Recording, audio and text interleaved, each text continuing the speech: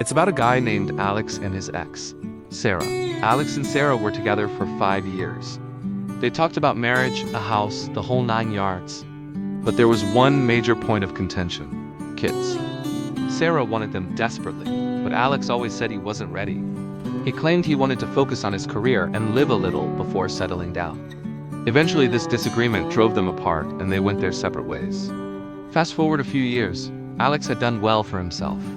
He had the fancy job, the cool apartment, and a new girlfriend, Jessica. But for some reason, he just couldn't let go of the past. He'd often bring up Sarah in conversations, almost as a cautionary tale. He'd say things like, "Can you believe she wanted kids so badly? She's probably all alone now, just wishing she had listened to me."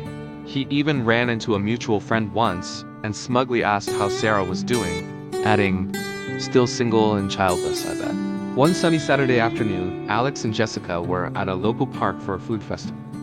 The place was buzzing with families and laughter. As Alex was grabbing a couple of drinks, he heard a familiar voice call his name. He turned around and there she was, Sarah. She looked fantastic, happy, confident, and radiant. But she wasn't alone. Clinging to her hands and hiding behind her legs were 4 young children, 2 boys and 2 girls, all with the same bright blue eyes and sandy brown hair.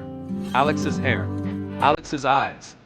He froze, drink in hand. His mind went completely blank. Jessica walked over, curious about the holdup. "Alex? Who's this?" she asked. Sarah smiled warmly. "Hi, I'm Sarah, an old friend of Alex's, and these are my kids, Leo, Mia, Noah, and Chloe." Alex finally found his voice, stammering, Your kids? But ... not when. Sarah's smile didn't falter. She looked directly at him, a knowing glint in her eye. "Oh, you know," she said calmly, "sometimes life gives you exactly what you wished for, just not in the way you expect. It's funny how things work out, isn't it?" Alex just stood there, speechless. The man who had spent years mocking his ex for not having the family she wanted was now staring at 4 little faces that looked uncannily like his own.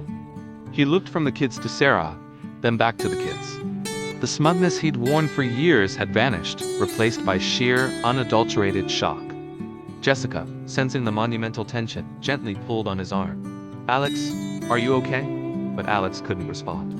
All he could do was stare at the family he never knew he had, the family he had so carelessly mocked. Sarah, meanwhile, gathered her children. "It was good to see you, Alex," she said, her voice even. "We should be going. Enjoy the festival." And with that, she turned and walked away, leaving Alex standing in the middle of the park. His world completely turned upside down. The irony was so thick you could cut it with a knife. He got his wish of a life without the responsibility of kids. But now he had to live with the knowledge of what he missed and what he so arrogantly made fun of. What a story, right?